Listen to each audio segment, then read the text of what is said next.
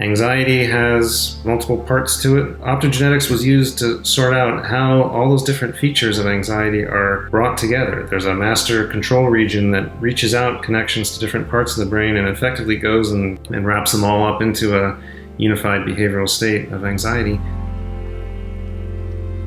My name is Karl Deisseroth. I'm a psychiatrist and a neuroscientist, and I'm the author of Connections.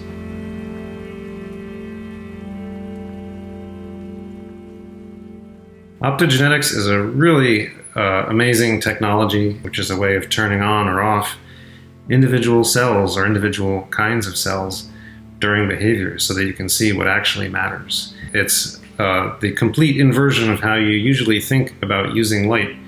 We use light, we think, to observe things, to observe each other, to observe the world. Optogenetics uses light to control things, to make things happen. And this is really powerful because it lets us ask which are the cells that actually cause things to happen, that actually matter.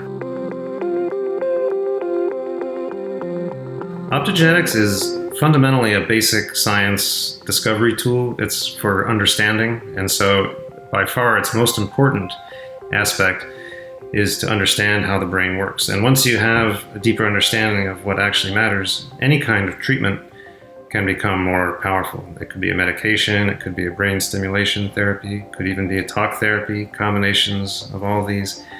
That's the real goal, is basic science understanding.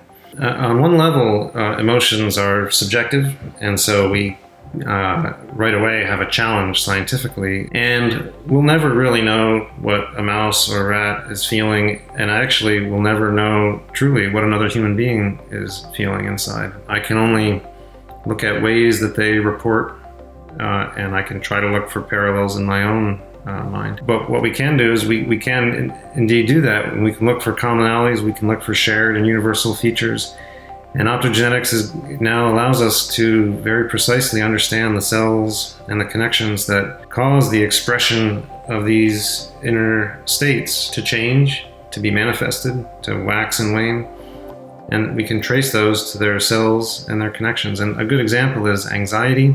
Anxiety has multiple parts to it. It's got physical changes where you breathe faster, your heart goes faster. It's also got behavioral changes where you avoid risky situations, even if there's not an immediate threat. It also feels bad. Also, that's even a third feature to anxiety. It's got this negativity to it.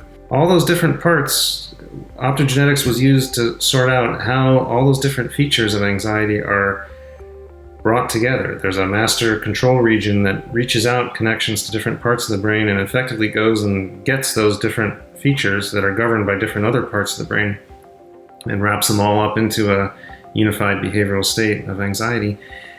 That was pretty interesting to see. That gives us some insight into ourselves. That was all done with rodents, with mice, but because they have the same brain structures as we do, just scaled down, that gave us insight into ourselves.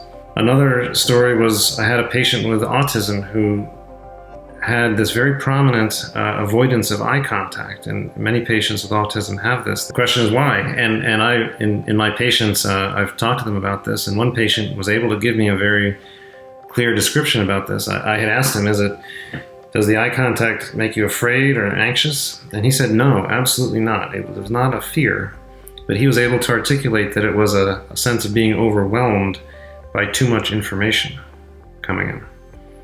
And that was an amazing moment for me as a physician scientist.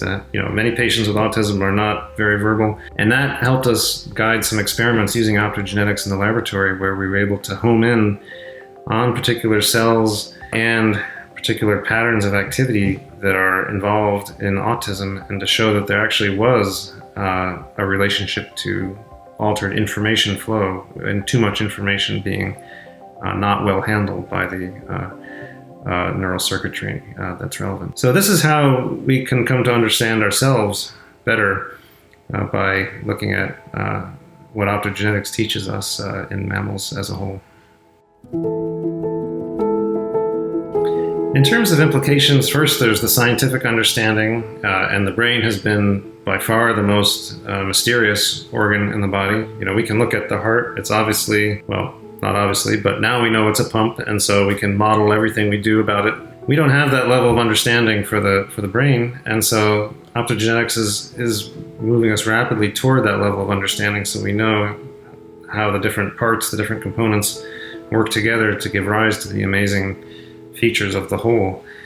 So that's one implication, is simply understanding. A whole other level of implication is getting to better treatments, and again, as I said, even indirectly, that's very powerful, just knowing which cells to target with any kind of treatment, including medications.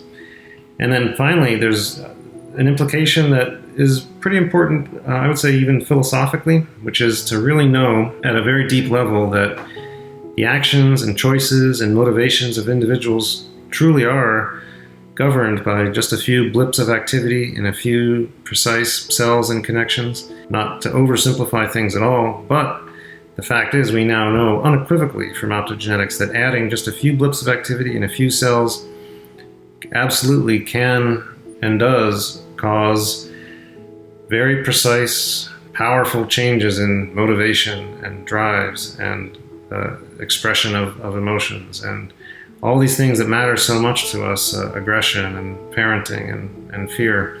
It's philosophically important because it frames these questions of the brain as a biological object that underlies the mind.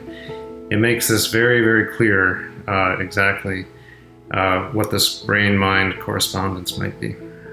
Humanity's evolution and development has been a very long process that's mostly hidden from us, but we can look at ourselves and our structure and realize that the way we are, the connections we have across the brain, if there's a link between our frontal areas and our brain stem that's governing the expression of emotion, for example, we can ask questions, why is that connection there?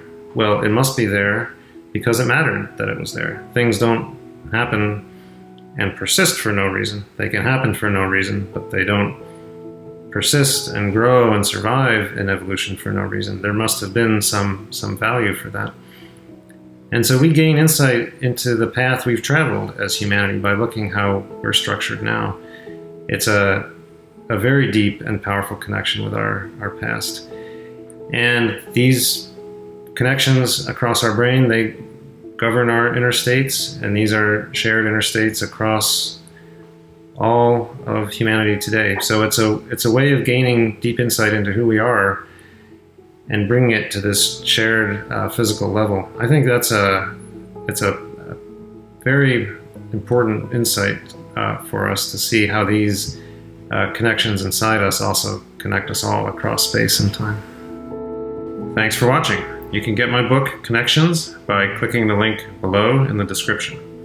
And don't forget to subscribe to Penguin for more videos like this.